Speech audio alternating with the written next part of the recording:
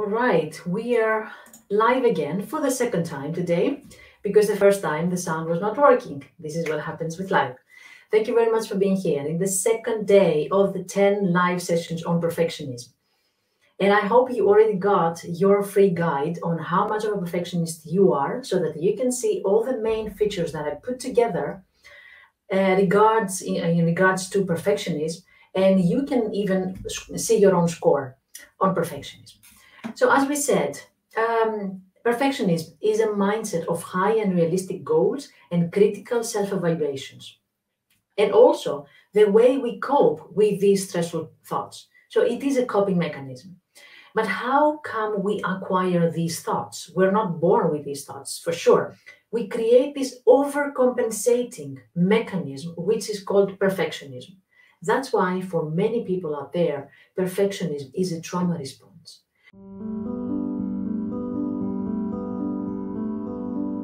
The usual suspect, our parents. And wait, we're not here to blame them. We are only here to understand how their behavior has influenced ours. They did their best within their capacity back then, with their vulnerabilities, with their weaknesses, with their struggles, while trying to raise us up. So as children, we wanted to be loved by them, and we depended on them. And every little disappointment on their face threatened our sense of security and emotional safety. So being raised by highly critical parents, overambitious parents, high achiever parents, is one of the most common reasons for perfectionism. Parents who focus on our mistakes and failures, parents who pushes us more, who don't allow us to take a break, who terrify us with scenarios, worst case scenarios of failure, who dismiss our feelings and our needs, who focus only on success, and to extreme degrees, parents who abuse us, who belittle us, who humiliate us, who punish us for any possible setback and for not being the perfect child. So this is where you hear for the first time the phrase, "you disappointed me," and it hurts you to your core. This is where you hear for the first time, "what will people say?" And it gets stuck in your head because it seems like other people are more important than what I think about myself or my parents think about myself. This is where you hear and you feel the disappointment and the fear and the terror and the anxiety, the stress around your own being. And this becomes your first experience of shame, the deep, deep feeling of a perfectionist, shame. Any emotional experience which has been overwhelming for us and there was no one there to comfort us or to explain it to us, this is what we call trauma. And in order to cope with shame or embarrassment, with this shame and specific embarrassment that we feel, we create this overcompensating mechanism, which is called perfectionism. That's why for many people out there, perfectionism is a trauma response. We are trying to deal with the shame we have felt and with this defectiveness that we feel about ourselves, that we are never enough and there will always be something more to do, to achieve in order to feel accepted and approved eventually. Another reason, not related to our parents this time, is bullying. And it's exactly the same effect.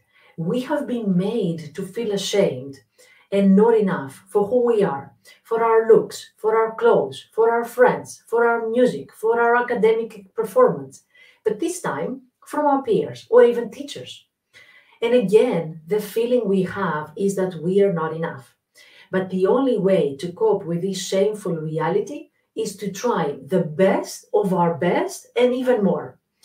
It's an internal bet that we put with our bullies that says that one day I'm going to show you.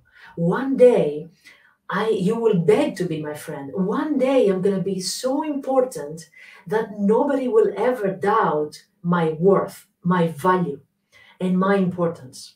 Another area is events that shook our world during our childhood, a sudden death in the family, moving to a new city, a new school, a new country, or chaotic environment in the family. All these can be too overwhelming for a child who will desperately try to bring some control in their lives. But if they cannot control their environment, they will try to control themselves. Perfectionism is the ultimate effort for control to ourselves and to create some safety within us. There are many reasons to discuss about perfectionism, but this was just some first food for thought. Perfectionism is there for a reason. It used to be a good reason when we were younger because it helped us survive and navigate through life. But right now it's backfiring. Remember, our focus is us, not our parents. We're not trying to change our parents because I got this question like, how can I change my perfectionistic parents? No, this is our struggle. This is not theirs. They're not ready for that. They haven't processed that. And we are trying to understand why we acquired this mindset, how come, what was the purpose. We're trying to set the boundary between us and them and how much of what they believe is going to be our beliefs. We're trying to understand our own self-talk and try to change it. But we will talk about it next. I hope it was a helpful session so that you can understand the roots of perfectionism. And share with me your questions if you have any based on today's session or for next session. I have many questions to answer during these live sessions. You're bombarding me with all these questions. I will do my best. And I will hope that it will be good enough, not the best, not perfect. But thank you very much for being here. And see you tomorrow. Every day I'm going to be here until the 9th of July, sharing my tips on perfectionism. And in the next few days, I'm going to have also some little surprises and announcements for you. So stay tuned, take good care of yourself, and see you tomorrow. Have a nice day.